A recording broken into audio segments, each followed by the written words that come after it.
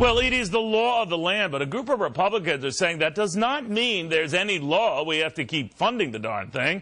My next guest agrees. In fact, he was ahead of everyone on this particular issue. Jim DeMint says if we can't repeal the health care law, maybe we can choke it off, or at least choke off the funds that health care advocates say they're going to need to fix this thing and advance this thing. To the Heritage Foundation president, former senator, with us right now. Senator, always good to have you. I was raising this with Senator Rubio earlier, sir, and again, with the greatest respect, it might be a worthy goal from some like-minded senators, president past like yourself, but it is a Herculean task. I mean, even Senator Cruz, who's leading the effort as well, says the numbers aren't there. They probably never will be there. Then what does this cause and solve? Oh, Neil, it is good to be back. It's good to be with you. Over half of Americans think we should stop Obamacare. It's unfair, it's unpopular, it's unworkable. And so this is not just a political or Republican exercise. A lot of Americans want to be represented in Washington, and they want us to stop Obamacare. And so the strategy here is the president has already agreed that he needs to delay the bill.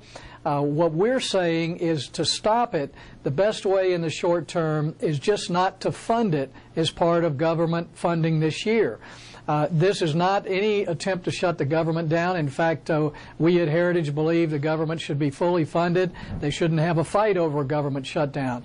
But if more Americans I believe Senator every day, Rubio, sir, had said if it came to that, even though he wouldn't want to pin on Republicans, it would be the Democrats pushing to continue funding health care that would lead to that shutdown that Republicans don't want, but they don't want this health care thing more.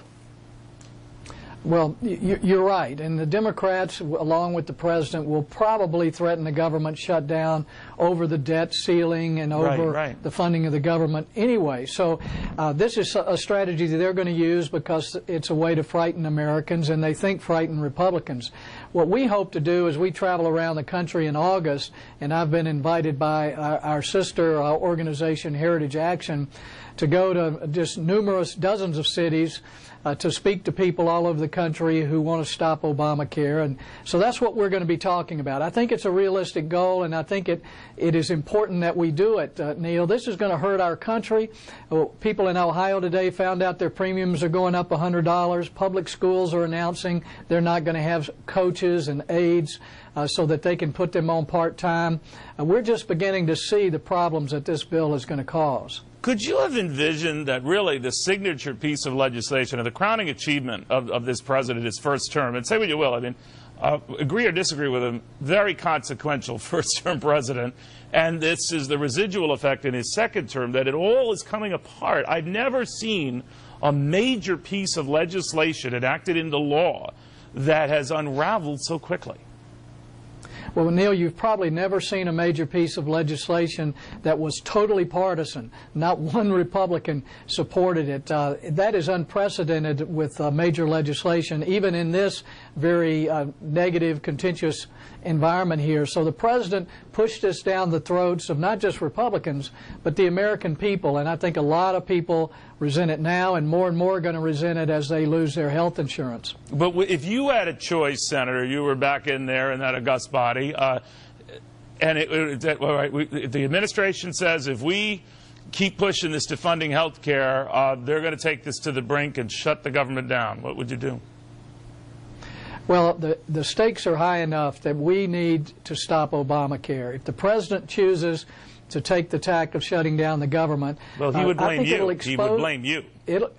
He could blame us. Americans are smart enough to see that he is shutting the government down to keep Obamacare going. We could make the case, if I were still in the Senate, and we'll certainly try to do it on the outside, that the whole point here is to stop a devastating new national takeover of health care. Americans want us to do it, and I think certainly here at Heritage that's our intent, to do everything we can to stop it. Senator, thank you very much.